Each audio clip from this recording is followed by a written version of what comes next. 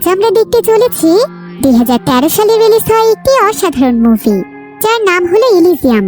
এটি মূলত একটি সায়েন্স ফিকশন সার্ভাইভাল মুভি, যেখানে এমন একটি ভবিষ্যৎ পৃথিবীকে দেখানো হয়েছে যখন পৃথিবী অনেক বেশি আধুনিক হয়ে গিয়েছিল।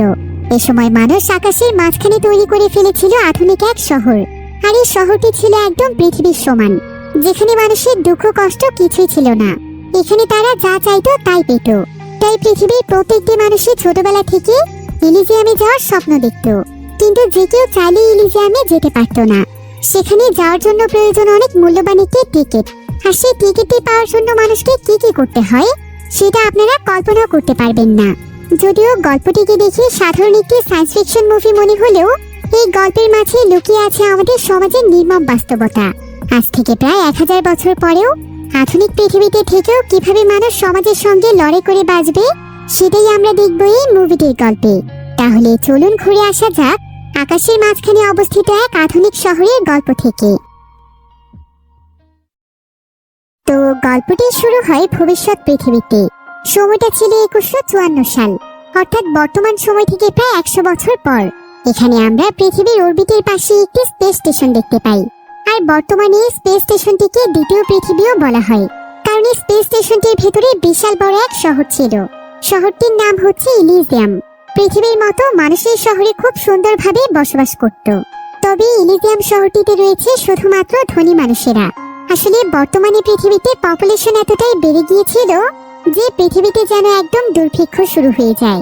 পৃথিবীতে খাবার পানির তীব্র সংকট দেখা দেয়, এমনকি পৃথিবীর প্রত্যেকটি জায়গার শান্তিপূর্ণ অবস্থা নষ্ট হয়ে যায়। আস্তে আস্তে দূষিত হতে থাকে পৃথিবীর প্রত্যেকটি জায়গা, ফলে পৃথিবীতে নানা ধরনের রোগ ব্যাধিও ছড়িয়ে পড়ে। পৃথিবী একদম হয়ে যায় একটি ময়লার স্তূপের মতো। তাই তখন পৃথিবীর সমস্ত ধনী মানুষেরা মিলে তাদের জন্যই ইলিজিয়াম শহরটিকে তৈরি করেছে। আর এখন শুধুমাত্র ধনী মানুষেরা ইলিজিয়াম শহরে প্রবেশ করতে পারে, এবং টাকা থাকলেই তারা সেই শহরে বসবাস করতে পারে। কিন্তু অন্যদিকে যে গরিব মানুষেরা ছিল তারা আজও সেই দূষিত পৃথিবীতে নিজেদের জীবনের সঙ্গে লড়ছে। খেয়ে না খেয়ে প্রতিনিয়ত মানুষ মৃত্যুবরণ করছে।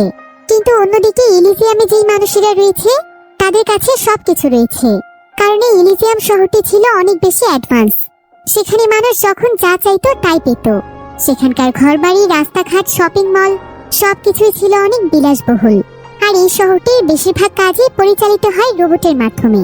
তাছাড়া সবচাইতে অবাক করা বিষয় হচ্ছে এই ইলিজিয়াম শহরের সায়েন্স এবং টেকনোলজি এতটাই উন্নত ছিল যে এখানকার মানুষের কখনো কোনো রোগ ব্যাধি হতো না, এমনকি তাদের বয়সও বাড়তো না।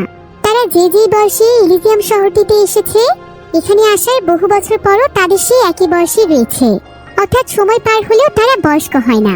তাছাড়া এই শহরে কেউ যদি নিজের বয়সের চাইতেও ইয়াং হতে চায় সেটাও এখানকার টেকনোলজির মাধ্যমে সম্ভব।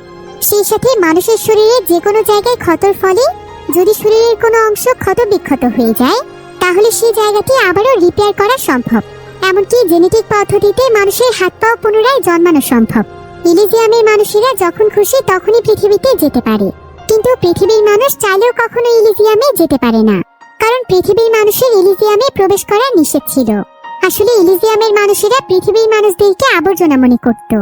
এরপর আমরা পৃথিবীতে ছোট্ট একটি ছেলেকে দেখতে পাই। এই ছেলেটির নাম ছিল ম্যাক্স। ম্যাক্সের সাথে তার একজন বন্ধু ছিল, তার নাম হচ্ছে ফেরি। তারা দুজন অনেক ভালো বন্ধু ছিল, আর তারা সবসময় শহরের একটি জায়গাতে এসে আকাশের দিকে তাকিয়ে ইলিজিয়াম শহরের ব্যাপারে কথা বলতো। তো ম্যাক্স এখানে ফেরিকে কথা দেয় আর বলে যে একদিন সে ফেরিকে নিয়ে ইলিজিয়াম শহরে যাবে। সে ফেরিকে ইলিজিয়াম শহরটি দেখাবে, আর এটাই হচ্ছে তার জীবনের বড় একটি স্বপ্ন।